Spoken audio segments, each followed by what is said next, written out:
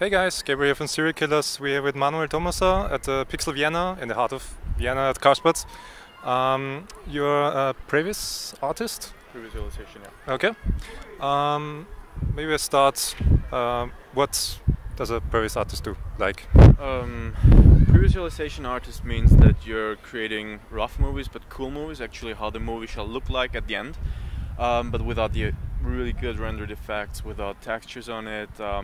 We have PCAP, so performance capturing how the face moves but actually there's no facial expression on it, there is no animation for the face, but we're just creating the cameras, putting all the characters together with the mocap, with the motion capturing how they're moving, and yeah, doing the overall layout, how it shall look at the end. So sending that to the client approves it, and we can send it to the other departments that they know, okay, this is the stage where we have to start to work on. That's kind of the base.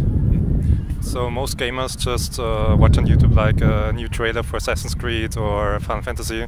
Could you get into detail what was your work or your the company you're working for, like the project the project you did?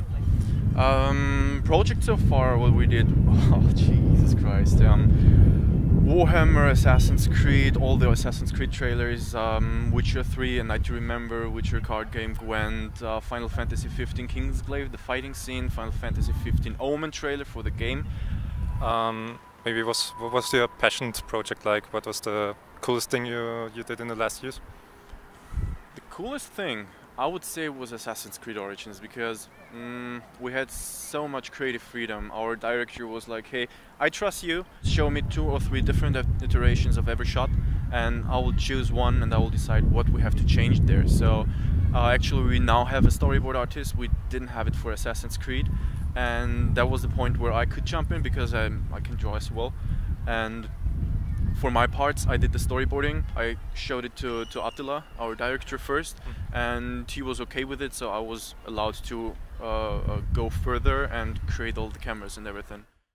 When you have a lot of creative freedom for a project, it's the best. Okay. In my case. Yeah, that was my next question. Like, how much creative freedom do publishers like Ubisoft or Square Enix give you as a company? The creative freedom starts when we receive some idea or some drafts and concepts from the companies. It's like, that's the story. Most of the time we get the story. For Final Fantasy we had to create the story by our own. It has to reach the goal that it's the game of a series, because it's not just a game what is published by always the same company, it's a game what has a background, and we have to stick to that. Okay. Maybe this last question, especially for the gamers.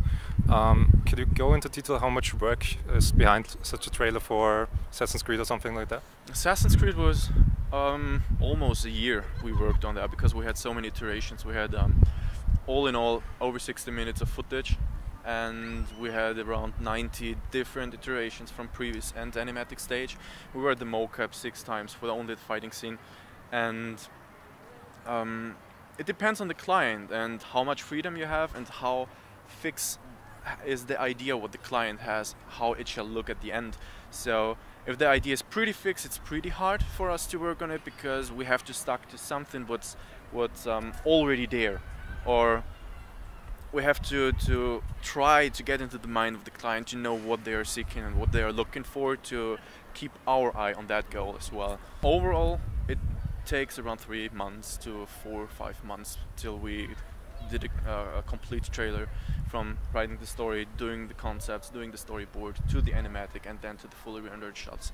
Okay. Thanks for the insights, and maybe do you want to get out a quick message for gamers that watch your trailers, or